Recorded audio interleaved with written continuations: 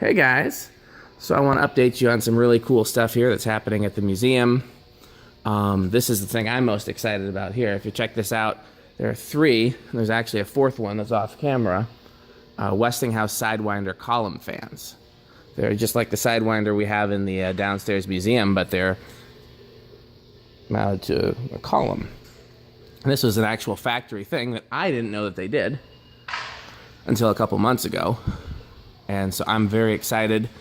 I think I've told you guys before that one of the few antique ceiling fans that I really wanted as a kid was a Westinghouse Sidewinder. I was mostly looking into vintage fans, much like I am now. But as a kid, I always wanted a Sidewinder, and they were out of my price range at the time. Got a few of them now, as you've seen in my videos. But now I have a new Sidewinder to lust after that's out of my price range, the floor-mounted one. So we have 4 of these. Kim's going to restore them all. They had a light option, so he's going to probably add the light option to at least some of them, if not all of them. I'm very excited about this. I can't wait to see them in operation. It'll be something we can plug in and show just like the other column fans. So that's going to be really, really cool. And I think there's some pieces to the fourth one over here. There's the base. There's the motor. There's some blades. What does this go to, Kim? All this brass painted stuff over here. That goes to the safety car heat and light company fan right here. It's just like the American Pickers fan in there. Oh, yeah. That's what it's all apart over here on the bench. So Kim's got a lot of projects going, just like always. Here's the Chicago Fan and Light Company gyro that you guys have seen in the downstairs museum. Just because we want to make sure we don't have any issues running these fans that are powered up. And one of the motors was a little stiff, so he pulled it down to rebuild. Up to date. That's cool. And after this, he's going to do the red gyro. So both of those will be able to run without us tearing our hair out worrying about them.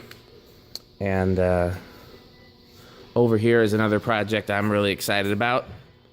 So this is, I think, our 3rd Centennial now. And this one is IntelliTouch. I didn't even know they made an IntelliTouch Centennial.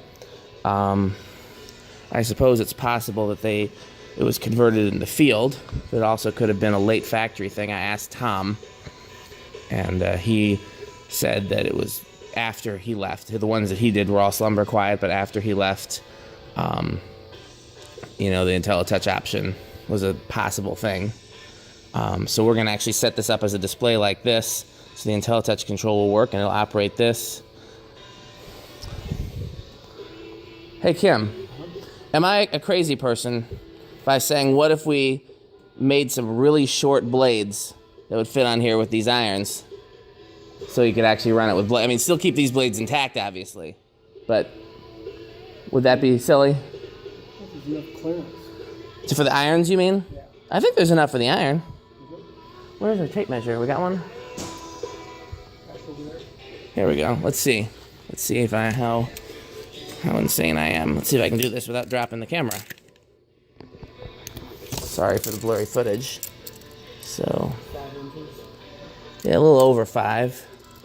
And we got 5.5. So there wouldn't be much room for it to be bigger than the irons. I guess at that point, probably the most practical thing to do is just put the irons on it. If we wanted to spin anything more than just the spider. Right. The thing just, you can just spin like that. Yeah. It's like I said, it's more of a display piece, so it'll be operational, but Either way, the coolest thing about this is we'll finally have an IntelliTouch control for demonstration in the museum.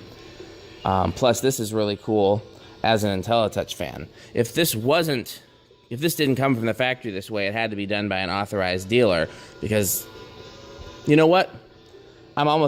It had to be factory, because if you remember, the only way to get in here is with the press is to do it before the shaft is press fit on, as Metal Pete and I found out. So that would have had to have been basically a custom factory thing. There's some more of the not the Chicago, that's the American Pickers fan bits over there. There's Kim over there hard at work.